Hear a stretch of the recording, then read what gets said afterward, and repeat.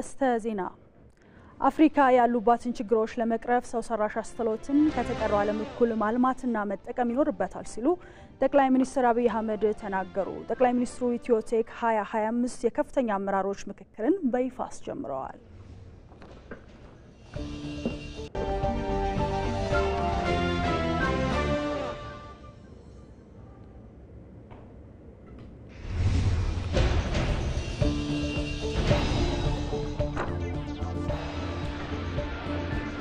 የኢትዮጵያ ሀገራዊ ምክክር ውጤታማ እንዲሆን ምሁራን ሊያግዙ እንደሚገባ ተገለጸ።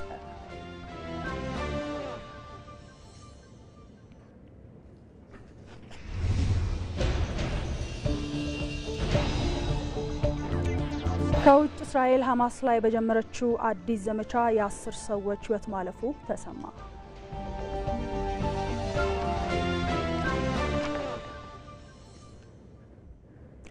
ጤና ይስጥልን ተመልካቾች እንዴት ቆይታችኋል? 7 ሰዓት ሆኗል። ከኢትዮጵያ ቴሌቪዥን የሰዓቱን ዜናዎች ወደ እናንተ እናደርሳለን። ከዜናዎቹ ጋር ኤልሻዳይ ወንድማገኝ ነኝ። የተለያዩ ሪፖርተሮቻችንም እንዲሁ በቀጥታ መስመሮቻችን ላይ ይገኛሉ። ተመስገን ሽፈራው ኢትዮቴክ 2025 የከፍተኛ አመራሮች ምክክርን ጠቅላይ ሚኒስትር አብይ አህመድ አስጀምረዋል። ይህንን የተመለከተ መረጃ ደግሞ ወደ ኋላ ላይ የምናገኝ ይሆናል። እንዲሁም ሞላ አለማየሁም ኢትዮጵያ ሀገራዊ ምክክሩ ላይ ምሁራን ድጋፍ ሊያደርጉ ይገባል ተብሏል። ይህንን መረጃ ደርሰናል። ሳሙኤል በላይ በአዳማ የሚገኘው እሱም እንደዚህ መረጃዎችን የሚያደርስ ይሆናል። ሪፖርተሮቻችንን ሁሉንም ወደ ኋላ የምናገኛቸው ይሆናል። ወደ ቀዳሚው ዜና አልፋለሁ። አብራችሁን ቆዩ። አሁን የአፍሪካ ኤአይ ሰሚት አዲስ አበባ ላይ ይካሄዳል። በዚህ ሰሚት ሰሞኑን እንደምናየው 1000 ገደማ ድሮን ስዋርም ድሮኖች ያሉበት ሾው ይታያል። ያኔ ስለ ድሮን ስናወራ የነበረውና ዛሬ ግን 1000 ድሮን ሰማይ ላይ ለቀን የተለያየ ነገር ጽሁፎች ምናምኖች የምናየው 1000 ድሮን 1000 ሰው መድበናል ነው ኦፕሬት የምናደርገው። ኤአይ ነው የሚሰራው። ስለዚህ ኤአይ እንዴት ማሽን ማንቀሳቀስና ነገሮች መግለጥ እንደቻለ ኢትዮጵያ ውስጥ የሚታይበት ዘመን ደርሰናል። ይሄ በብዙ ዓለማትም ጥቂት ቦታ ከሚታይ በስተቀር ኤቭሪዌር የሚታይ ነገር አይደለም።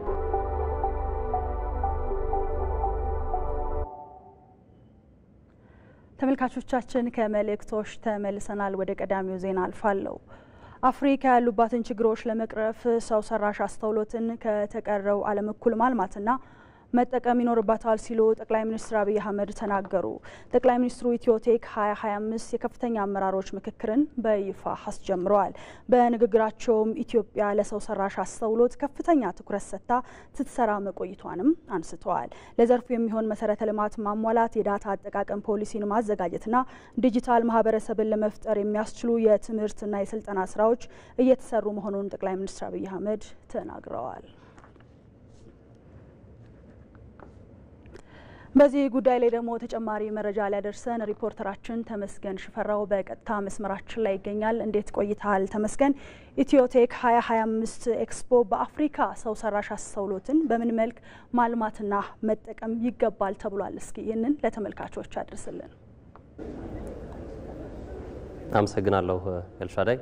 እንግዲህ አንቺን በመግቢያሽ እንደጠቀስሽው ኢትዮ ቴክኖሎጂ ኤክስፖ 2025 በዚህ በአዲስ ኢንተርናሽናል ኮንቬንሽን ማዕከል መካሄዱን ቀጥሏል። በዛሬው ዕለት በዋናነት የኢፌዴሪ ጠቅላይ ሚኒስትር አብይ አህመድን ጨምሮ የሀገራት መሪዎች፣ የተቋማት ከፍተኛ ኃላፊዎች የኤአይ ወይም አርቲፊሻል ኢንተለጀንስ ወይም የሰው ሰራሽ አስተውሎት ዘርፍ ላይ የሚሰሩ ተቋማትና የተቋማት ኃላፊዎች እዚህ በአዲስ ኢንተርናሽናል ኮንቬንሽን ማዕከል ተገኝተዋል። በዋናነት መድረኩን ያስጀመረው የኢፌዴሪ ጠቅላይ ሚኒስትር አብይ አህመድ አፍሪካ ማደግ ካለባት ወይም ደግሞ ከተቀረው ዓለም እኩል በቴክኖሎጂ መፎካከር ካለባት በሰው ሰራሽ አስተውሎት ወይም አርቲፊሻል ኢንተለጀንስ ላይ ያለመታከት ወይም ያለማሰለስ መስራት አለባት የሚል ሀሳብ በሰፊው አንስቷል። ጠቅላይ ሚኒስትሩ እንግዲህ እንደ አህጉር የተለያዩ ችግሮች አሉብን። በዋናነት በምግብ ሰብል ራስን ከመቻል ከግብርናው ሴክተር ጋር የሚገናኙ ከትምህርት ከጤና ጋር የሚገናኙ የአገልግሎት አሰጣጥ የጥራት ችግሮች በሰፊው እንዳሉ ይታወቃልና እነዚህን ችግሮች መፍታት የሚያስፈልግ ከሆነ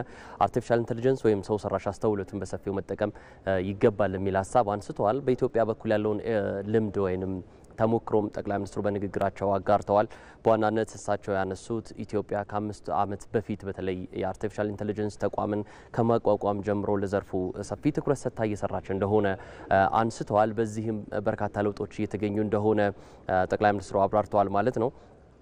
ይህ ለዓለም በራሷ አዲስ የሆነው ይህ የሰው ሰራሽ አስተውሎት ቴክኖሎጂ አሁን ላይ ዓለምን እየመራ ወይም ደግሞ የዓለምን መጻኢ ዕድል እየተነበየ አንዳንድ ጊዜም ደግሞ እየደነገገ እንደሆነ ይታመናል በብዙ የዘርፉ ባለሙያዎች ዘንድ። ስለዚህ ከማይቀረው የቴክኖሎጂ ሽቅድምድሞሽ ኢትዮጵያ ቀድማ ለመካፈል እንድትችል የተለያዩ የመሰረተ ልማት ስራዎችን ስትሰራ፣ የአቅም ግንባታ፣ የስልጠና፣ የትምህርት ስራዎችን ስትሰራ እንደነበረ የኢፌዴሪ ጠቅላይ ሚኒስትር አብይ አህመድ አንስተዋል ማለት ነው። እንግዲህ እሳቸው የ5 ሚሊዮን ኮደርስ ስልጠና ከዚህ ጋር የሚያያዝ እንደሆነ አንስተዋል። አገልግሎት አሰጣጥን ለማዘመን በቴክኖሎጂ የታገዘ እንዲሆን ከማድረግ አንጻር በቅርቡ ተመርቆ ወደ ስራ የገባው የመሶብ የአንድ ማዕከል አገልግሎትንም ጠቅላይ ሚኒስትሩ እንዲሁ በንግግራቸው ካነሷቸው የአገልግሎት መስጫ ተቋማት ወይም ደግሞ በቴክኖሎጂ ከታቀፉ በሰው ሰራሽ አስተውሎት እየታገዙ እየሰሩ ካሉ ተቋማት መካከል አንዱ እንደሆነ አንስተዋል። ከዚህ ውጪ ደግሞ በርካታ ወጣቶች ይህንን ዘርፍ እንዲቀላቀሉ ለማስቻል የእውቀት፣ የትምህርት፣ የግንዛቤ ማስጨበጫ ስራዎች በሰፊው እየተሰሩ እንደሆነ በትምህርት ካሪኩለም ላይ እንዲካተት ከማድረግ አንጻርም ስራዎች እየተሰሩ እንደሆነ አንስተዋል። ይህ ዘርፍ እንግዲህ እንደሚታወቀው ወይም የዘርፉ ባለሙያዎች እንደሚያነሱት በጎ እድልም እንዲሁም በዛው ልክ ደግሞ ስጋትም ይዞ የመጣ ነው ለዓለም የሳይበር ሴኩሪቲ ተጋላጭነትን ጨምሮ ማለት ነው። ለመልካሙ ሲጠቀሙት ችግሮችን የማቅለሉ ያክል እንዲሁም ደግሞ ፌክ በሆነ መልኩ ተጋላጭነትን የሀገራትን ተጋላጭነትን ሊያሳድግ የሚችል እንደሆነ በመድረኩ ላይ ተነስቷል ማለት ነው። እንግዲህ አሁን የሴኩሪቲም የሀገራት የነጻነትንም ጉዳይ ዳር ድንበራቸውንም የማስከበርም ጉዳይ ስለሆነ ይህ የማይቀር የቴክኖሎጂ ሽቅድምድሞች ላይ አፍሪካ በሰፊው መግባትና መስራት ይጠበቅባታል የሚል ሀሳብ በሰፊው ጠቅላይ ሚኒስትሩ አንስተዋል። ከዚህ ውጪ ደግሞ እሳቸው በንግግር ከከፈቱት በኋላ የተለያዩ ባለድርሻ አካላት ውይይቶችን ሲያደርጉበት ነበረ። በዋናነት አፍሪካ ምን አይነት ሰው ሰራሽ አስተውሎትን ነው ልትከተል የሚገባት የሚለው ሀሳብ ደግሞ ግዘፍ ነስቶ ሀሳብ ሲለዋወጡበት የነበረው ጉዳይ ነው። ባልኳቸው ሀሳቦች በአርቲፊሻል ኢንተለጀንስ ወይም ሰው ሰራሽ አስተውሎት ይዟቸው በመጡ በጎ ጎኖችና አፍሪካ ደግሞ ልትጠቀምበት የሚገባው ወይም ደግሞ እንደ ስጋት ልታነሳቸው የሚገቡ ነገሮችን በውይይቱ በሰፊው ተነስቷል ማለት ነው። ከዳታ አጠቃቀም ፖሊሲዎች ጋር በተገናኘ ሀገራት ጠንካራ ሕጎች ማውጣት እንዳለባቸው ተነስቷል። መሰረተ ልማት ይፈልጋል። በተለይ የቴሌኮም የኢንተርኔት መሰረተ ልማቶችን ይፈልጋልና ይሄንን ከማሟላት አንጻር ሀገራት ሰፊ ስራዎችን መስራት እንዳለባቸው በዚህ በውይይቱ ተነስቷል። ከዚህ ውጪ ደግሞ የሰለጠነ የሰው ኃይል ይህንን በበጎ ተግብሮ ሀገሩን ወይም ህዝቡን ተጠቃሚ ሊያደርግ የሚገባው ወጣት ኃይል አለና እዛ ላይ መስራት እንደሚገባው በሰፊው ተነስቷል ማለት ነው። ይቻላል አጠቃላይ ተወያዮቹ ግን ኢትዮጵያ ለአርቲፊሻል ኢንተለጀንስ ለዚህ ለሰው ሰራሽ አስተውሎት አጠቃላይ ከቴክኖሎጂ ጋር ለተገናኙ ነገሮች የሰጠችውን ትኩረት በሰፊው አንስተው ያመሰገኑበት ያደነቁበት እንደሆነ ኢትዮጵያ ዓለም አሁን እየተሽቀዳደመች ወይም እየሰራችው ካለችው ስራ ጋር ቀድማ ፉክክር ውስጥ ለመግባት መሰረተ ልማቶችን የማሟላት ስራ መጀመሯን በሰፊው አንስተዋል። እንደምናስታውሰው ትላንትና 1500 የሚሆኑ ሮቦቶች በአዲስ አበባ ሰማይ ላይ ትርኢቶችን ሲያሳዩ ነበር። ይሄ ከአፍሪካ ቀዳሚ ያደርገዋል። የተለያዩ ዓለማት በእርግጥ የሮቦት ትርኢቱ በትልልቆቹ የዓለም ሀገራት ወይም በኢኮኖሚያቸው ከፍተኛ እድገት ያስመዘገቡ የዓለም ሀገራት ናቸው። ይህንን በሰፊው ሲያደርጉት ያየነው በአፍሪካ ደረጃ ይሄ በዚህ ያክል ቁጥር ማለት ነው በ1500 የሚያክል ቁጥር ከፍተኛው እንደሆነ ሲያነሱት ነበር እዚህ የነበሩት ተሳታፊዎችም። ይህ ደግሞ ኢትዮጵያ እየደረሰችበት ያለውን ነገር ሊያመለክት የሚችል ነገር ነው የሚል ሀሳብም አንስተዋል ማለት ነው። ጠቅለል ሲል አፍሪካ የወደፊት ወይም መጻኢ እድሏ የሚተነበየው አንድም በሰው ሰራሽ አስተውሎት በአርቲፊሻል ኢንተለጀንስ ስለሆነ እዚህ ላይ በሰፊው መስራት ከተቀረው ዓለም ጋር ደግሞ መፎካከር ይገባታል የሚለው ሀሳብ በሰፊው ተነስቷል። ኤልሻዳይ ባልደረባዬ ተመስገን ሽፈራው ለመረጃ እጅግ አድርጌ ነው ማመሰግነው። ባለህበት መልካም ቀን ይሁንልህ። እንቀጥላለን ተመልካቾች። የኢትዮቴክ 2025 የድሮን ትርኢት የፌዴራል ጠቅላይ ሚኒስትር አብይ አህመድና ከፍተኛ የስራ ኃላፊዎች በተገኙበት ትናንት ምሽት ተካሂዷል። በኢትዮጵያ አርቲፊሻል ኢንተለጀንስ ኢንስቲትዩትና በኢንፎርሜሽን መረብ ደህንነት አስተዳደር ትብብር በተካሄደው የድሮን ትርኢት ከ1500 ድሮኖች በአንድ ኮምፒውተር ብቻ ቁጥጥር የተደረገላቸው 14 አይነት የአየር ላይ ትርኢቶችን አቅርበዋል። በድሮን ትርኢቶቹ የኢትዮጵያን ጥንታዊ መነሻ ዘመንና ለቴክኖሎጂ እድገት ያደረገችውን ጥረት መጻኢ ብሩህ ተስፋ ጋር በማጣመር የቀረበበት ነው። የድሮን ትርኢቱን በርካታ የኢትዮጵያ ቴክ ኤክስፖ ለመታደም የመጡ የዓለም ሀገራት እንግዶችም ታድመውታል። በተንቀሳቃሽ ምስል እንከታተል።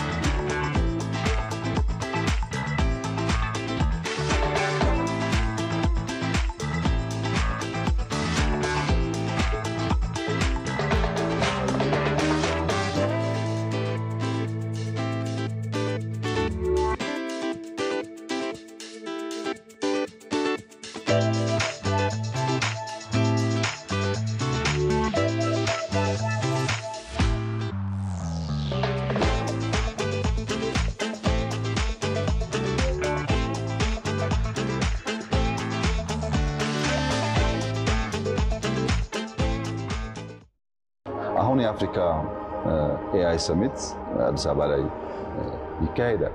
በዚህ ሰሚት ሰሞኑን እንደምናየው 1000 ገደማ ድሮን ስዋን ድሮኖች ያሉበት ሾው ይታያል። ያኔ ስለ ድሮን ስናወራ የነበረውና ዛሬ ግን 1000 ድሮን ሰማይ ላይ ለቀን የተለያየ ነገር ጽሁፎች ምናምኖች የምናየው 1000 ድሮን 1000 ሰው መድበና ነው ኦፕሬት የምናደርገው። ኤአይ ነው የሚሰራው። ስለዚህ ኤአይ እንዴት ማሽን ማንቀሳቀስና ነገሮች መግለጥ እንደቻለ ኢትዮጵያ ውስጥ የሚታይበት ዘመን ደርሰናል። ይሄ በብዙ ዓለማትም ጥቂት ቦታ ከሚታይ በስተቀር ኤቭሪዌር የሚታይ ነገር አይደለም።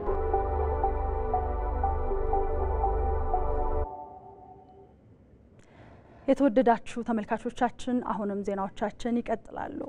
የኢትዮጵያ ሀገራዊ ምክክር ውጤታማ እንዲሆን ምሁራን ሊያግዙ እንደሚገባ ተገለጸ። ለኢትዮጵያ ሀገራዊ ምክክር ውጤታማነት የምሁራን ሚና በሚል የምክክር መድረክ እየተካሄደ ይገኛል። የኢትዮጵያ ሀገራዊ ምክክር ኮሚሽን ምክትል ዋና ኮሚሽነር ሂሩት ገብረስላሴ ምሁራን ከዚህ ቀደም በተደረጉ አጀንዳ የማሰባሰብ ሂደት አስተዋጽኦ ማበርከታቸውን ተናግረዋል። የምክክር ሂደቱን ምክንያት ሆኖ በመተቸት ተግዳሮቶችን በጋራ በመለየት እንዲሁም የመፍትሄ አማራጮችን በመጠቀም ምሁራን ምክክሩ ውጤታማ እንዲሆን ማገዝ አለባቸው ተብሏል። በዚህ ጉዳይ ላይ ደግሞ ተጨማሪ መረጃ ሊያደርሰን ሪፖርተራችን ሞላ አለማየሁ በቀጥታ መስመራችን ላይ ይገኛል። እንዴት ቆየህ ሞላ? በምክክሩ የተነሱ ዋና ዋና አንኳር ነጥቦች ምንድናቸው የሚለውን ለተመልካቾች አጋራለን።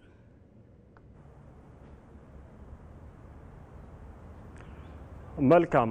ከተመሰረተ 3 ዓመት ከ2 ወር የሆነው የኢትዮጵያ ሀገራዊ ምክክር ኮሚሽን ባለፉት 3 ዓመታት ከ2 ወር በርካታ ስራዎች ሲሰራ መቆየት ይታወቃል። ከ2 ወር በፊት ደግሞ በተወካዮች ምክር ቤት ለ1 ዓመት ተጨማሪ ጊዜ የአገልግሎቱ መራዘሙ ይታወቃል። ስለዚህ አሁን የቀረው 10 ወር ነው ማለት ይቻላል። በእነዚህ 3 ዓመት ከ2 ወር በመላ ሀገሪቱ በሚባል ደረጃ የተሳታፊዎች ልየታና የአጀንዳ ማሰባሰብ ሲያደርግ ቆይቷል። ከትግራይ ክልል ውጭ ስኬታማ ነበረ።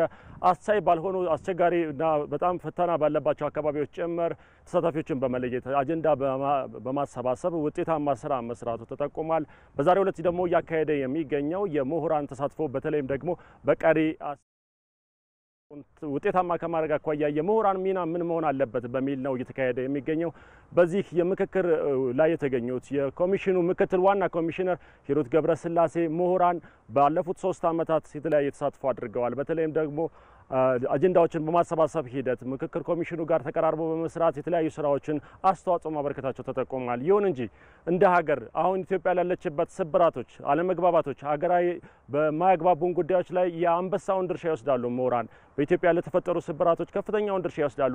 ስለዚህ የመፍትሄ አካል በመሆን ምክክሩ ውጤታማ እንዲሆን የራሳቸውን አስተዋጽኦ ማበረከት እንዳለባቸው ነው እንግዲህ ምክትል ዋና ኮሚሽነሯ ሂሩት አጽንኦት የሰጡት። በዚህም ደግሞ እስካሁን የነበሩ አብሮ ተቀራርቦ መስራቱ መልካም ቢሆንም ግን ምክክር ኮሚሽኑን ከመደገፍ በተጨማሪ በምክንያታዊ ሆኖ በመተቸት እንዲሁም ያሉ ተግዳሮቶችን በጋራ ሆኖ በመለየት ለመፍትሄው በጋራ መስራት እንደሚያስፈልግ መፍትሄ ያሉትን ምሁራን በጥናትና ሳይንሳዊ በሆነ መልኩ ስለሚያቀርቡ ለሀገር ስለሆነ የሚሰሩት ይህንን በሀሳብ የሚመሯትን ሀገር ያሉባትን ችግሮች ከመፍታት አኳያ የራሳቸውን በጎ አበርክቶ ማድረግ እንዳለባቸው ነው የተመላከተው። እንደሚታወቀው እንግዲህ በተለያዩ አካባቢዎች በነበሩ አጀንዳ ማሰባሰቦች ውጤታማ ስራ የሰራው የሀገራዊ ምክክር ኮሚሽን በቀጣይ በሚኖሩት ጊዜያቶች ማጠናቀቅ ያለበት ብዙ ስራዎች አሉት። ከዚህ ውስጥ እንግዲህ በትግራይ ክልል የቀረውን የትግራይ ክልል ተሳታፊዎችን በመለየትና አጀንዳ ማሰባሰብ መስራት ይኖርበታል። ከዚህ በተጨማሪም በእንደ ፌደራል ደረጃ የአጀንዳ ማሰባሰብ ስራዎች ይኖሩበታል። ከዚህ በተጨማሪም በኢትዮጵያውያንና ትውልደ ኢትዮጵያውያን ዲያስፖራውን በማሳተፍ ከነሱም ደግሞ ለሀገር የሚያበረክቱትን አጀንዳ ወይም አስተዋጽኦ ሀሳብ መቀበልና ማካተት ይኖርበታል። ከዛ በኋላ እንግዲህ ምክክሩን ውይይቱን ማድረግ አለበት። በዚህ ውይይትና ምክክር እንግዲህ የተለያዩ ታጣቂ ኃይሎች አልተሳተፉም፣ እየተሳተፉም አይደለም። ከዚህ አኳያና በፖለቲካ ፓርቲዎችን ሙሉ ሆነው ተሳታፊ እንደሚሆን በከፊል የተወሰኑ እየተሳተፉ ያሉ የፖለቲካ ፓርቲዎች አሉ ይታወቃል። አሁን እነሱን ሙሉ በሙሉ ተሳታፊ ከማድረግ አኳያ ታጣቂ ኃይሎችንም አሁንም ተሳታፊ እንዲሆኑ ወይም ደግሞ ከነሱ ሀሳብ ከመውሰድ እንደግባት ከመውሰድ አኳያ ምቹ መደላደል ማመቻቸት ይጠበቅበታል። ያ ከሆነ በኋላ ውይይቱን በማድረግ ከሚገኙን አጀንዳዎችን ለሚመለከተው አካል ጠቅልል አድርጎ ማቅረብ ይኖርበታል። እነዚህን ስራዎች በቀጣይ 10 ወራት ሲሰራ ደግሞ ለዚች ሀገር አሁን ለደረሰችበት የአንበሳው ድርሻ የተወጡት ምሁራን ችግሮችን ብቻ ከመጠቆም ችግሮችን ብቻ የሚለያዩ ሀሳቦችን ብቻ ከማድረግ የነሱን የተለያዩ ችግሮች ያነሳሉ። እነሱን ወደ ጎን በማድረግ ለሀገር መስራት እንዳለባቸውና ምክክር ኮሚሽኑን ማገዝ እንዳለባቸው ነው የተመላከተው። እነሱም እንግዲህ ምክክር ኮሚሽኑ መልካም መሆኑና በአስቻይ ባልሆኑ ሁኔታዎች እዚህ መድረሱን በአዎንታዊነት አንስተዋል። አብረው ተቀራርበው ለመስራትም ዝግጁ መሆናቸውን ሀሳብ የሰጡ ምሁራን ገልጸዋል። ለአሁን ያለኝ መረጃ ይህን ይመስላል። አመሰግናለሁ። ሪፖርተራችን ሞላ አለማየሁ ለመረጃ እጅግ አድርጌ ነው ማመሰግንህ። ባለህበት መልካም ቀን። አሁንም እንቀጥላለን ተመልካቾች።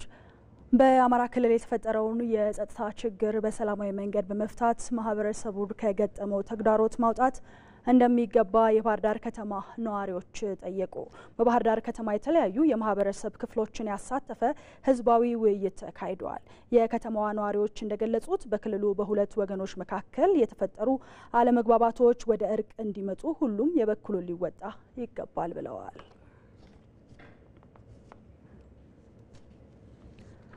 ህዝባዊ ውይይቱን የተከታተለው ባልደረባችን ሳሙኤል ወርቃየው በቀጥታ መስመራችን ላይ ይገኛል። እንዴት ውለሃል ሳሙኤል? በከተማው የተካሄደው ህዝባዊ ውይይት ምን ሀሳቦች ተመላከቱበት? ክልሉንም እንዲሁ ወደ ተሟላ ሰላም ለማሻገርስ ከማን ምን ይጠበቃል የሚለውን ለተመልካቾች አድርስልን።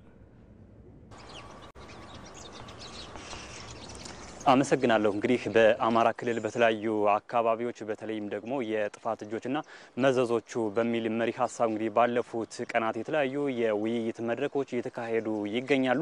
እነዚህ የውይይት መድረኮችን በተለይም ደግሞ ሰላምን ከማስፈን ጉዳይ ላይ ያጠነጥናሉ።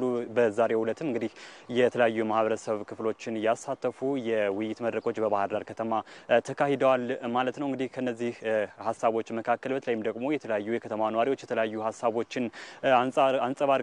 በተለይም ደግሞ ባለፉት 2 ዓመታት ወደ 2 ዓመት የሚጠጋ ባሉት ጊዜያት የሰላሙ ችግር በማህበረሰቡ ዘንድ ያሳደረ ያለው ተጽዕኖ ከትምህርት ጀምሮ በዘርፈ ብዙ በማህበራዊና ኢኮኖሚያዊ እንቅስቃሴዎች ላይ ተጽዕኖ እያሳደረ እንደሚገኝ ሀሳባቸውን አንጸባርቀዋል ማለት ነው። በመሆኑም እንግዲህ ይህንን የጸጥታ ችግር በመፍታቱ ረገድም ማህበረሰቡ የበኩሉ ሊወጣ ይገባል የሚሉ ሀሳቦችን ነው ያንጸባረቁት ማለት ነው። እንግዲህ በሁለቱ መካከል ማለትም በሁለቱ ወገኖች መካከል ያሉ አለመግባባቶችን በውይይትና በድርድር እንዲመጡም እንግዲህ ከሃይማኖት አባቶች ጀምሮ የተለያዩ የማህበረሰብ ክፍሎች ከወላጆች ጀምሮ ሚናቸውን ሊወጡ ይገባል የሚል ሀሳብ አንስተዋል ማለት ነው። እንግዲህ እንደ አማራ ክልል በርካታ ጥያቄዎች አሉ። ነገር ግን በክልል ያሉ ጥያቄዎች የሚፈቱት በግጭትና በጦርነት ወይም ደግሞ ማህበረሰቡን በመጉዳት ሳይሆን ከዚህ በዘለለ በተለይም በውይይትና በድርድር ሀሳብን በማምጣት ነው የሚል ሀሳብ ነው እንግዲህ ያጋሩት ማለት ነው። እንደ አጠቃላይ በተለይም ደግሞ እነዚህ ነዋሪዎች እንደ ከተማ ብሎም እንግዲህ በተለይ ከትምህርት አኳያ እንደ ባህር ዳር ከተማ እንጂ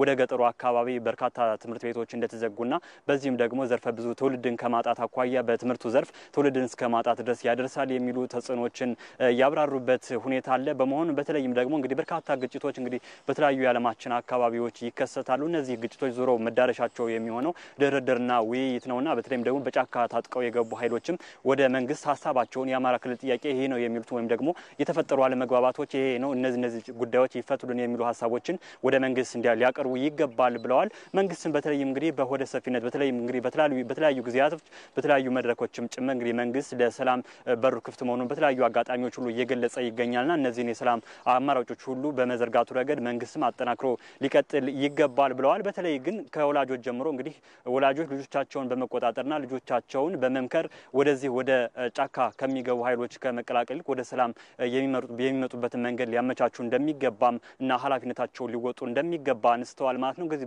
በሁለቱ ወገኖች መካከል ደግሞ እንግዲህ አማራ ክልል እንደሚታወቀው በሽምግልና ስርዓቱ ይታወቃል። በመሆኑም የሃይማኖት አባቶችን ጨምሮ የሀገር ሽማግሌዎች በዚህ ረገድ በሁለቱ ወገኖች መካከል አስታራቂ ሀሳቦችን በማምጣትና ሁለቱ ወገኖች የሚገናኙበትን መንገድ በማመቻቸት የበኩላቸውን ሊወጡ ይገባል ብለዋል። እንግዲህ ነዋሪዎችን በተለይም ደግሞ ከመንግስት ከታጠቁ ኃይሎች ከመንግስት ኃይሎች ጋር ጎን ሆነው ለሰላማቸው ዘብ እንደሚቆሙና ለወደፊትም በተለይም ደግሞ በክልሉ ሰላምን ለማምጣት የበኩላቸውን ሚና እንደሚወጡ ነው ሀሳባቸውን ያጋሩን። እንግዲህ በክልሉ በተለያዩ አካባቢዎች እየተካሄደ የሚገኘው የሰላም ኮንፈረንስ ወይም ደግሞ ህዝባዊ ውይይት እንግዲህ በተለያዩ የማህበረሰብ ክፍሎችን በማካተት ተጠናክሮ ቀጥሏል ማለት ነው። ለጊዜው ያለኝ መረጃ ይህን ይመስላል። ሪፖርተራችን ሳሙኤል ወርቃየሁ ለመረጃ እናመሰግናለን። መልካም ቀን። እንቀጥላለን። በደቡብ ኢትዮጵያ ክልል ህጋዊ እውቅና አግኝተው የሚንቀሳቀሱ የሲቪል ማህበረሰብ ድርጅቶች የክልሉ ልማት በተቀናጀ መንገድ እንዲደግፉ ምቹ ሁኔታ የተፈጠረ መሆኑ ተጠቆመ። የክልሉ መንግስት ሲቪል ማህበረሰብ ድርጅቶች ምክር ቤት መስራች ጉባኤ በወላይታ ሶዶ ከተማ ተካሂዷል።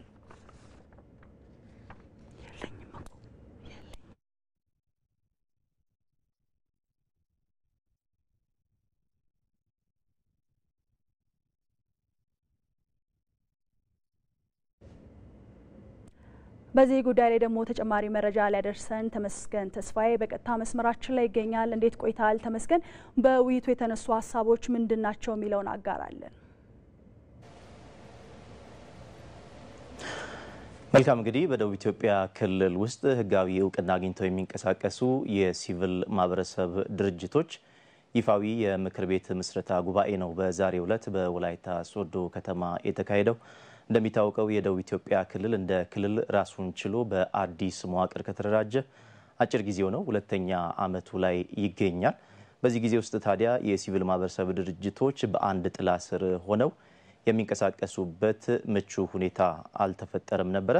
በተለየ መልኩ ይህንን ከግብ ለማድረስ በሚደረገው ጥረት ውስጥ የክልሉ ፋይናንስ ቢሮ እንደዚሁም ደግሞ የፍትህ ቢሮ ኃላፊነቱን ወስዶ በመስራት በጋራ እንዲንቀሳቀሱ የማድረጉን ስራ በአጭር ጊዜ ወደ ማከናወን መገባቱ ነው በመድረኩ የተጠቆመው።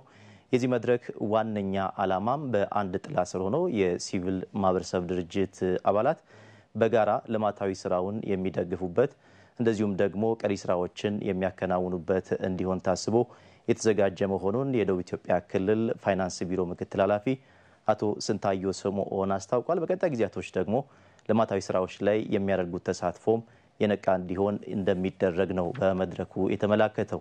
የደቡብ ኢትዮጵያ ክልል ፍትህ ቢሮ ምክትል ኃላፊ አቶ ወንድማገኝ አበበ በበኩላቸው በአንድ ጥላ ስር ሆነው እነዚህ ማህበራዊ መሰረቶች ያላቸው የሲቪል ማህበረሰብ ድርጅቶች መንቀሳቀሳቸው ላቅ ያለ ፋይዳ እንዳላቸው አስታውቋል። አንደኛ የሲቪል ማህበረሰብ ድርጅቶችን የመደራደር አቅም ከፍ ያደርጋል፣ መብታቸው እንዲያስከብሩ ያደርጋል። ጎን ለጎን ደግሞ ልማታዊ ስራዎች ላይ ንቁ ተሳታፊ እንዲሆኑ እንደሚያደርግም ገልጿል። በመድረኩ እንግዲህ ምክር ቤቱን የማጠናከር ስራ በቀጣይ እንደሚከናወን ተመላክቷል። ከዚህኛው ምክር ቤት ጉባኤ ባሻገር ቀጥሎ ባሉ ጊዜያቶች ጠቅላላ ጉባኤ የመሰብሰቡ ስራም በአጭር ጊዜ ውስጥ እንደሚከናወን ተመላክቷል። ለጊዜው በእኔ በኩል ያለው ይህንን ይመስላል። ተመስገን ተስፋዬ ለመረጃዎች እናመሰግናለን። መልካም ቀን። ተመልካቾች የተከታተላችሁት የምትገኙት የኢትዮጵያ ቴሌቪዥንን ነው። ከኛ ጋር ስለምትሆኑ እናመሰግናለን። የአዳማ ቱሉ የጸረ ተባይ ፋብሪካ 6 አዳዲስ የጸረ ተባይ ምርቶችን ለገበያ ለማቅረብ ዝግጅቶችን ማጠናቀቁን አስታውቋል። ተቋሙ በአዳማ ከተማ ጥራት ያላቸው የግብርና ጸረ ተባይ ምርቶችን ለህብረተሰቡ በተመጣጣኝ ዋጋ ማቅረብ የሚችልበትን አግባብ አስመልክቶ ውይይት እያካሄደ ነው። ውይይቱን እየተከታተለ የሚገኘው ደግሞ ሪፖርተራችን ሳምሶን በላይ በቀጥታ መስመራችን ላይ ይገኛል። እንዴት ቆይተሃል ሳምሶን? ተቋሙ አሁን ላይ ያለው የምርት አቅምና የገበያ ድርሻ ምን ይመስላል? እንዲሁም ደግሞ የውጭ ምንዛሬን ከማዳን አኳያ ያለው አበርክቶ ምን ይመስላል? እስኪ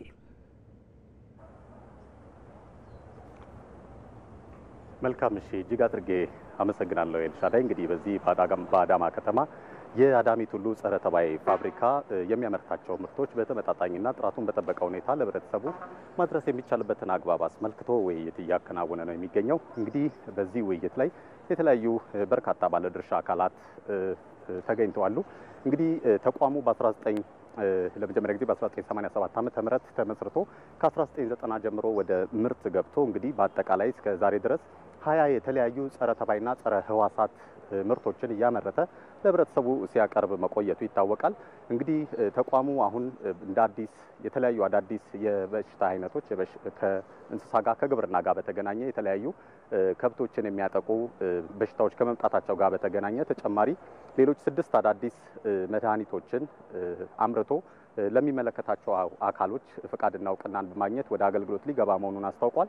እንግዲህ ከዚህ ባሻገር በኢትዮጵያ ውስጥ ካለው ገበያ ባሻገር ደግሞ ሱዳንና ጅቡቲ የመሳሰሉ የምስራቅ አፍሪካ ሀገራት ላይ እንደዚሁ ለውጭ ገበያ ምርቱን በማቅረብ የውጭ ምንዛሬ እያስገኘ ይገኛል። ከዛ ባሻገር ደግሞ በፊት ከውጭ ገቡ የነበሩ ምርቶችንም በመተካት የውጭ ምንዛሬንም ከማዳን አንጻር በጣም ሰፊ እንቅስቃሴ እያከናወነ እንደሚገኝ ነው የገለጸው። እንግዲህ ተቋሙ አሉብኝ ያላቸው በጣም በርካታ ችግሮች አሉ። ከነሱ መካከል የግዢ ሰንሰለት ውስጥ የመንግስት የግዢ ሰንሰለት ውስጥ የለውም። ስለዚህ ይሄ ነገር መስተካከል አለበት የሚል ሀሳብ አንስቷል። ያለውም አካሄድ ከምርቱ ጋር በተገናኘ ጥራታቸውን ያልጠበቁ ምርቶችም እንደዚሁ በገበያው ላይ እንቅስቃሴ እያደረጉ እኔ ገበያ ላይ ከፍተኛ ተጽዕኖ አመኔታ ማጣትም ፈጥረውብኛል። ስለዚህ በዚህ ረገድም ያለውን ነገር አስመልክቶ መንግስት እልባት ሊወስድልኝ ይገባል ብሏል። ይህንን ጉዳይ አስመልክቶም የኢትዮጵያ ቴሌቪዥን የግብርና ሚኒስትር ዴታን አነጋግሯል። እንግዲህ በዚህም ባነጋገርንበት ወቅት እነዚህን ችግሮች አንስተን ስንጠይቃቸው እንግዲህ መንግስት በተቻለ መጠን እነዚህን ችግሮች እንዳሉ በእርግጥም በጥናት መረጋገጡን ገልጸውልናል። እነዚህን ችግሮች ለመፍታት ደግሞ የተለያዩ ሰፊ እርምጃዎች እየተወሰዱ እንደሆነ ገልጸውልናል። የግዢ ሰንሰለቱንም አስመልክቶ በገበያው ላይ ተወዳዳሪ እንዲሆን ጥራቱን የጠበቀ ምርት ከማምረት አንጻር ከፍተኛ ድጋፍ እየተደረገለት እንደሚገኝም ገልጸውልናል።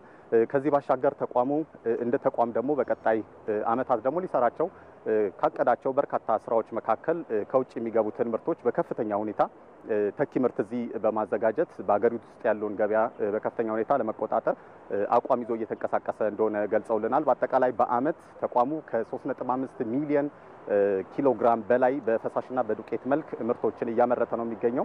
አሁንም ይህንን በሙሉ አቅሙ ደግሞ ማምረት ሲጀምር ከዚህ እጥፍ የሆነ ምርት ለኢትዮጵያ ማስገኘት የሚችል እንደሆነ ተገልጿል። በተለያየ ጊዜ በግብርናው ዘርፍ ላይ የሚታዩ የሰብል መጎዳቶች፣ የእንስሳ መጎዳቶች ከፍተኛ ችግር እየሆኑ እንደሆነ ለግብርናው ዘርፍ ይገለጻል። እነዚህን ችግሮች ከመፍታት አንጻር በህገ ወጥ መንገድ የሚንቀሳቀሱትን በኮንትሮባንድ መንገድ እየገቡ ያሉትን የራሱ የተቋሙን ምርቶች አነስተኛ ዋጋ ያላቸውን ከፍተኛ ዋጋ ባላቸው ሎጎዎች እየሸፈኑ ከመሸጥ አንጻርም ያሉት ችግሮች እንዲፈቱለት እንግዲህ ጥሪውን አቅርቧል። ተጨማሪ መረጃዎችን በምሽት ዘገባችን ይዘን ወደ እናንተ ምንደርስ ይሆናል። ተመልካቾች ሪፖርተራችን ሳምሶን በላይ ለመረጃ እናመሰግናለን። ባለበት መልካም ቀን ይሁንልን። አሁን የአፍሪካ ኤአይ ሰሚት አዲስ አበባ ላይ ይካሄዳል። በዚህ ሰሚት ሰሞኑን እንደምናየው 1000 ገደማ ድሮን ስዋም ድሮኖች ያሉበት ሾው ይታያል።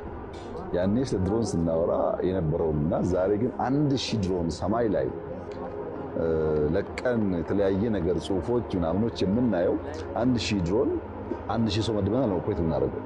ኤአይ ነው የሚሰራው። ስለዚህ ኤአይ እንዴት ማሽን ማንቀሳቀስና ነገሮች መግለጥ እንደቻለ ኢትዮጵያ ውስጥ የሚታይበት ዘመን ደርሰናል። ይሄ በብዙ ዓለማትም ጥቂት ቦታ ከሚታይ በስተቀር ኤቭሪዌር የሚታይ ነገር አይደለም።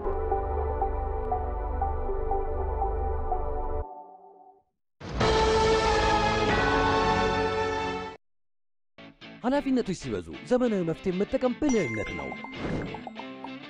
አዲሱ ሲቪ ብር ፕላስ የገንዘብ ዝውውር ባህሉን ይበልጥ ሊያዘመን መጥቷል። ለተለያዩ ሰዎች ገንዘብ ለመላክ ጊዜ መፍጀት ቀርቷል። ተሻሽሎ የመጣው ሲቪ ብር ፕላስ በአንዴ ለብዙ ሰዎች መላክ ያስችላል። የአየር ሰዓትና የሚላክ ገንዘብ ደግሞ ስልኩ ቀኑን ጠብቆ እንዲልክና እንዲሞላ ማድረግ። ከሲቪ ብር ወደ ሌላ ሰው ለመላክ ማጂክ ፔይ ፈጣንና ቀላል አማራጭ ነው። አሁን ባሉበት ሆነው የኮንዶሚኒየም ብድር ክፍያውን መክፈል ይችላሉ። ገንዘብ ለመጠየቅ ሊንክ ፈጥሮ ወደሚፈልጉት ሰው መላክ ብቻ በቂ ነው። ገንዘብ ሲቪ ብር ሂሳቡ ላይ ባይኖርም ችግር አይደለም። የባንክ ሂሳቡን በሲቪ ብር ፕላስ በኩል ያገኙታል።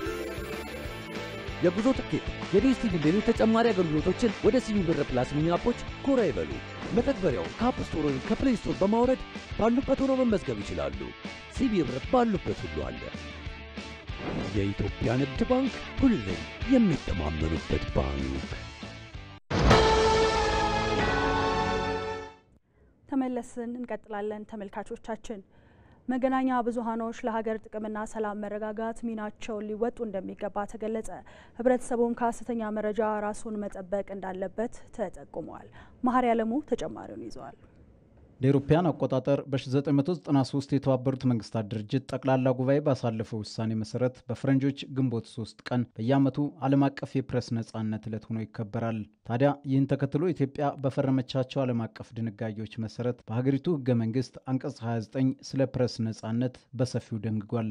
ኢትዮጵያ በህገ መንግስቷ ውስጥ በተለያዩ ህጎች እንዲሁም ደግሞ በዓለም አቀፍ ደረጃና አህጉራዊ ደረጃ የወጡ ሰነዶችን በማጽደቋ የገባችበት ኮሚትመንቶች አሉ። ይሄ መብት የፕሬስ ነጻነት የሌሎችም ሰብአዊ መብቶች እንዲከበሩ እንዲጠበቁ በጣም ትልቅ አንድ ዋና ምሰሶ ነው። ለዚህም ነው የዲሞክራሲ ማህበረሰብ አንዱ መሰሶ ተደርጎ የሚታየው። ታዲያ መገናኛ ብዙሃኑ የፕሬስ ነጻነቱን በአግባቡ በመጠቀም ለሀገራቸው ጥቅም በማስጠበቅና ህብረተሰቡን ንቁ ተሳታፊ እንዲሆን በማድረግ ሚናቸውን ሊወጡ እንደሚገባም ተጠቁሟል። የአገርን ብሔራዊ ጥቅም ደግሞ የሚቃረን ወይም ለጥቃት የሚያጋልጥ መሆን የለበትም የሚሉት ነገሮች ያሉና የነበሩ ናቸው። ከዛም ባሻገር ለጦርነት ቅስቀሳ ማድረግና የጦርነት ጋር የተያያዙ አንዱን ባንዱ የማነሳሳት ህዝብን የማጋጨት መሆን የለበትም የሚለው በህገ መንግስታችን አንቀጽ 29 ከዛም አልፎ በዓለም አቀፉ የሲቪልና የፖለቲካ ህግ ወይም ደግሞ ስምምነት ህግ መሰረት የተደነገገ ነው በአንቀጽ 19 ማለት ነው። ማንኛውም ሀገር ላይ የሚዲያ ሮል ህብረተሰቡን ማንቃት፣ ለአንድ ዓላማ እንዲሳተፍ ማድረግ፣ አቅም መገንባት ህብረተሰቡን፣ በዛ ላይ ደግሞ አመራር ላይ ያሉ ፓወር ያላቸውን አካውንታብል እንዲሆኑ ማድረግ ነው። ሚዲያ እንደ አራተኛ መንግስት ነው የሚባለው። በመንግስትና በሚዲያ አካውንታብል እንዲሆኑ ያደርጋል። ሚዲያ ስላለ ነው መንግስታት ህግ አውጥተው ያንን ህግ አክብረው የሚሰሩ። አሁን ላይ ዓለም ከደረሰበት የቴክኖሎጂ እድገት ጋር ተዳምሮ በየጊዜው እየተስፋፋ ከሚገኘው የሐሰተኛ መረጃ ስርጭት ህብረተሰቡ ራሱን መጠበቅ እንዳለበትም ጥሪ ቀርቧል። ህብረተሰቡ ከሚዲያ ጋር ነው መገናኘት ያለበት።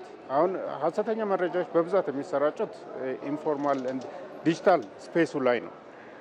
ስለዚህ ህብረተሰቡም ሆነ ሚዲያው ካውንተር በተለይ ሜንስትሪም ሚዲያው እንደናንተ አይነቱ ካውንተር ማድረግ አለበት ከሌሎቹ ተመሳሳይ ሜንስትሪም ከሆኑ ሚዲያዎች ጋር። እነሱ በአንድ ላይ የትም ሀገር ላይ አለ ሀሰተኛ መረጃ ኢንፎርሜሽን መዛባት ይሰራጫል። ግን ሜንስትሪም ሚዲያው ጠንካራ ስለሆነ ያስተባብላል፣ ካውንተር ያደርጋል። ህብረተሰቡ ምንድነው የሚያደርገው? ሜንስትሪም ሚዲያ ላይ እየሄደ ተአማኒነት ስላላቸው ምን ቴሌቪዥን ላይ ነው ምን ላይ ነው ሰማ ይላል ህብረተሰቡ። ይሄ ትልቅ ቆንጆ ነገር ነው። ሰው ሰራሽ አስተውሎት በፕሬስ ነጻነትና በመገናኛ ብዙሃን ላይ እያሳደረ ባለው ተጽዕኖ ላይ ትኩረቱን በማድረግ የኢትዮጵያ አርታያን ማህበር ጋዜጠኞች፣ የመገናኛ ብዙሃን ባለሙያዎችና የተለያዩ አምባሳደሮች በተገኙበት የዓለም የፕሬስ ነጻነት ቀንን በፓናል ውይይት አክብሯል። የአሶሳ ዞን ማረሚያ ቤት ለህግ ታራሚዎች ከሚያከናውናቸው የማረምና የማነጽ ተግባራት ባሻገር ታራሚዎች ሙያዊ ክህሎታቸውን እንዲያዳብሩና አምራች ዜጎች እንዲሆኑ እየሰራ መሆኑን ገለጸ። ማረሚያ ቤቱ በተለያዩ የክህሎት ዘርፎች በተግባር ያሰለጠናቸውን የህግ ታራሚዎች አስመርቀዋል። የአሶሳ ዞን ማረሚያ ቤት መምሪያ ኃላፊ ምክትል ኮሚሽነር አህመድ አውድ ማረሚያ ቤቱ የሚቀርቡለትን የህግ ታራሚዎች በተለያዩ ሙያዊ ዘርፍ በማሰልጠን ወደ ማህበረሰቡ ሲቀላቀሉ ውጤታማ ስራ እንዲሰሩ አስቻይ ስራዎች እየተከናወነ ነው ብለዋል። በማወቅም ሆነ ባለማወቅ ወንጀል ፈጽሞ በፍርድ ቤት ትዕዛዝ ወደ ማረሚያ ቤት የሚላኩ የህግ ታራሚዎችን ተቀብሎ በተለያየ የሙያ ስልጠና ላይ እንዲሳተፉ በማድረግ በብረታ ብረት ስራ፣ በዘመናዊ ቀፎ የንብ ማነብ፣ በጡብ ማምረት እና በኮንስትራክሽን ሙያ ስልጠና የተሰጣቸው ነው። በቀሰሙት ሙያ ሰርቶበት እና ራሳቸውን ቤተሰቦቻቸውን በቀላሉ ለመርዳት እንዲያስችላቸው በርካታ የሙያ ስልጠናዎች ይሰጣል። እንደ ሪፖርተራችን ጀማል አህመድ ዘገባ በማረሚያ ቤቱ ተገኝተው የህግ ታራሚዎችን የስራ እንቅስቃሴ የጎበኙት የአሶሳ ዞን ከፍተኛ ፍርድ ቤት ፕሬዝዳንት አቶ መሐመድ ማህሙድ ማረሚያ ቤቱ የጀመራቸውን ተግባራት የሚበረታቱ ናቸው ሲሉም ተናግረዋል። አጥፊዎች ጥፋታቸውን በደንብ አውቀው ታርሞ ታንጾ ነገ ወደ ማህበረሰቡ ሲመለሱ በመልካም ስነ ምግባር ታንጾ እንዲገቡ የሚደረግበት ተቋም እንደሆኑ በግልጽ ያየን ነው። የአሶሳ ዞን ማረሚያ ቤትም ይህን እያከናወነ ያለበት ሁኔታ ነው። ስለዚህ ማረሚያ ቤቱ የጀመራቸው ስራዎች በተለይ ታራሚዎች ታንጾ እንዲወጡ በጣም እጅግ የሚደነቅ ስራ ነው። በኦሮሚያ ክልል ከ7000 ሄክታር መሬት ላይ የሻይ ቅጠል ምርት ለማምረት ዝግጅት የተደረገ መሆኑ ተገለጸ። በክልሉ የተለያዩ ዞኖች አርሶ አደሩ በሻይ ቅጠል ምርት ላይ እየተሰማሩም ይገኛል ተብሏል። ሩት ወርቆ በኦሮሚያ ክልል ከዚህ ቀደም የሻይ ቅጠል ምርት ብዙም የተለመደ ያልነበረና ጥቂት ኢንቨስተሮች ብቻ ተሳተፉበት የነበረ የምርት ዘርፍ ነው። እንግዲህ አሁን ላይ ግን አርሶ አደሩ ሞክሮት ውጤት ያገኘበትና በስፋት የተሳተፈበት የሚገኝ የምርት ዘርፍም ነው። እንግዲህ በክልሉ በኦሮሚያ ክልል በዘንድሮ ዓመት ብቻ ከ117 ሚሊዮን በላይ ችግኞችን በ7000 ሄክታር መሬት ላይ ለማልማት እቅድ ተይዟል። አሁን በምንገኝበት ኢሉባቦር ዞን ብቻ የምትመለከቱት መልኩ ሰፋፊ የሻይ ቅጠል እርሻዎችን እንደዚህ መመልከት እየተለመደ መጥቷል። በኢሉባቦር ዞን አሌ ወረዳ ነዋሪ የሆኑት አርሶ አደር ሀሳቡ ዳባ ቀደም ብለው የጀመሩትን የሻይ ቅጠል ምርት ለአካባቢው አርሶ አደሮች ልምድ እያካፈሉ ውጤት እየተገኘበት መሆኑን ይገልጻሉ። ከነኋላ ያሉት እዚህ አካባቢ 8 ሰው ሰርቷል። ሴቶችም አሉበት። 2 ሴቶች እንኳን ገብቷል። ወደ 8 ሰዎች ነው የገቡ። ከዛ ደግሞ የኔ ቀበሌ ውስጥ አጠቃላይ ከኔ ጋር የጀመሩ ከነኋላ የጀመሩ አባላት ማለት 52 ሰዎች ናቸው። በጣም የተስፋፋ ነው። በኦሮሚያ ክልል የሻይ ቅጠል ምርት በስፋት እየተሰራበት በሚገኘው ኢሉባቦር ዞን አርሶ አደሩ ገቢው እየጨመረ መምጣቱም ተገልጿል። 5 ወረዳ ነው እንደ ዞናችን የለየነው። እያንዳንዳቸው ወረዳ ቢያንስ ከ1000 ሄክታር በላይ ሻይ ቅጠል መትከል አለባቸው የሚል እቅድ ይዘን በጣም በሰፊው እየሰራን ነው የምንገኘው። ሻይ ቅጠልን እንግዲህ ልዩ የሚያደርገው አንደኛ ኢኒሼቲቭ ስንል ወደ ውጭ ኤክስፖርት የሚደረግ የግብርና አይነት ነው። ያን ብቻ ሳይሆን አንዴ ከተከለን አርሶ አደራችን በየ15 ቀኑ በጣም ከፍተኛ የሆነ ማኔጅመንት ካለው ደግሞ በየ10 ቀኑ በየ15 ቀኑ ሃርቨስት እያደረገ ለፋብሪካ በማቅረብ ከፍተኛ የሆነ ገቢ የሚያገኝበት ኮሞዲቲ ነው። ስለዚህ እኛም በዚህ ኢኒሼቲቭ እንግዲህ ዘንድሮ ከ35 ሚሊዮን ችግኞች አዘጋጅተን 5 ወረዳዎች ደግሞ ለመትከል ከፍተኛ ዝግጅት እያደረግን ነው የምንገኘው። በ5 ወረዳዎች ከ3000 የሚበልጡ ሄክታር መሬቶችን አዘጋጅተናል። በክልሉ እየለማ በሚገኘው ሰፋፊ ሻይ ቅጠል ማሳ ላይ ለወጣቶችም የስራ እድል ተፈጥሯል። ከቡፈታ ዶከናቴቻራ ጨራ በላቱኑ በነሜጀራ በዚህ የሻይ ልማት ጣቢያ ለበርካቶች የስራ እድል ተፈጥሯል። ከዚህ ቀደም የስራ እድል ባለመኖሩ ተቀምጠው የነበሩ ሰዎች ስራ አግኝተዋል። እኔም ሆንኩ ሌሎች ሰዎች የዚህ የስራ እድል ተጠቃሚ ሆነናል። ያው በፊት ስራ እዚህ አልነበረም። ከዛ ይሄ ስራ ተፈጥሮ እኛ ገቢ እዚህም እየሰራን ገቢ ያገኘን በሱ እየኖርን ነው።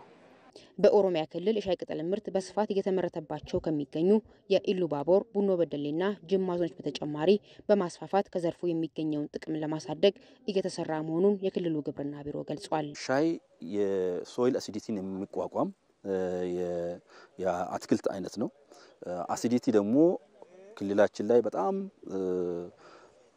የማሳ ምርታማነቱን እየቀነሰ ያለ ምርትን እየቀነሰ ያለ በመሆኑ በሻይ ይሄንን ትሪት ማድረግ እንደሚቻል ሻይ እሱ ሬዚስት ስለሚያደርግ ሻይን ከተጠቀምን አንደኛ አሲዲቲውንም ተቋቁሞ ምርትም እንደሚሰጠን አውቀን ነው ማለት ነው። በ3 በ4 አመት ውስጥ ደግሞ ወደ 150 ሺህ ሄክታር አካባቢ ተክለን ሰፊ የሆነ የሻይ እርሻ እንፈጥራለን ብለን ደግሞ እቅድ ይዘን እየተንቀሳቀስን ነው ያለነው።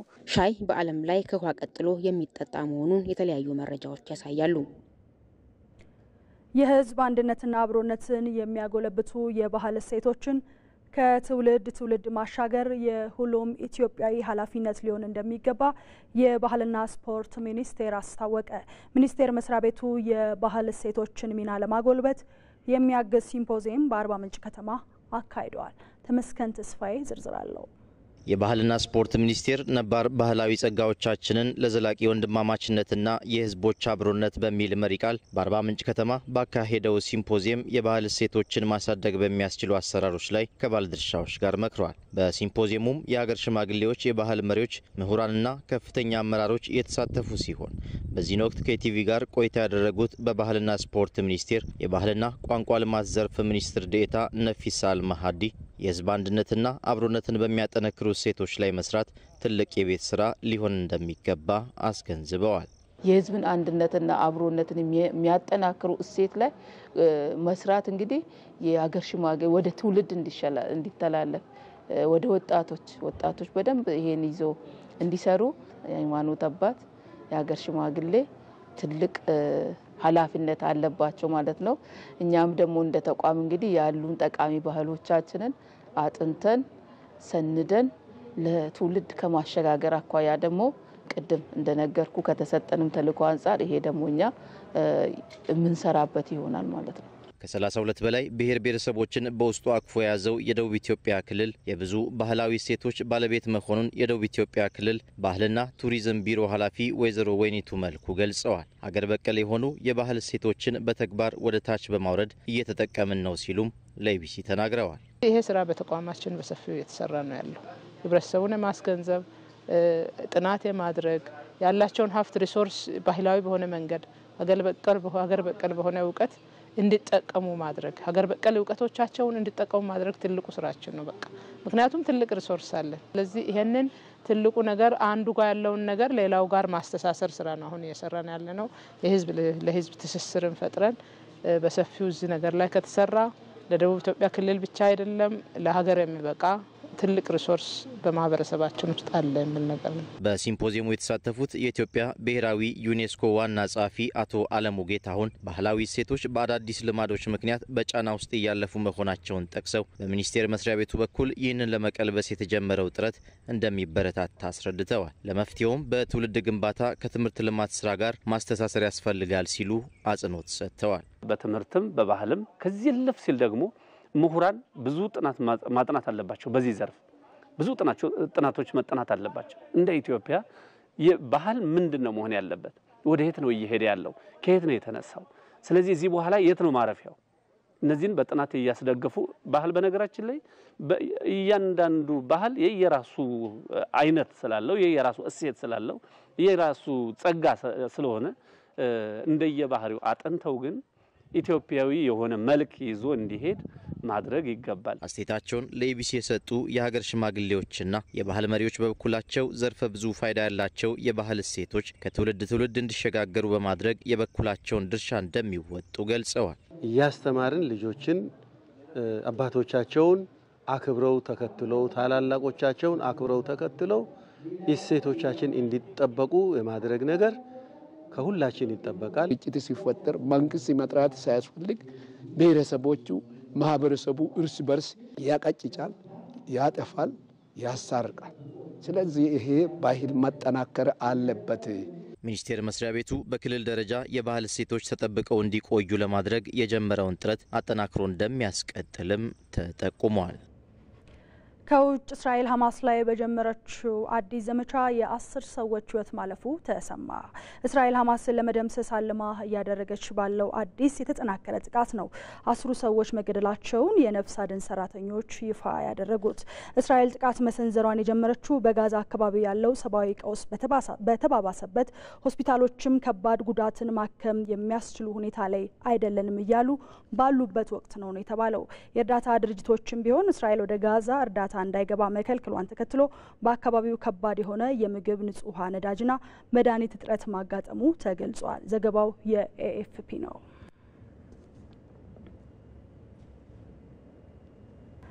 የተወደዳችሁ ተመልካቾቻችን እስካሁን ስትከታተሉት የነበረው ከኢትዮጵያ ቴሌቪዥን የቀን 7 ሰዓት ዜናዎችን ወደ እናንተ አደረስን። ከኛ ጋር ስለነበራችሁ እናመሰግናለን።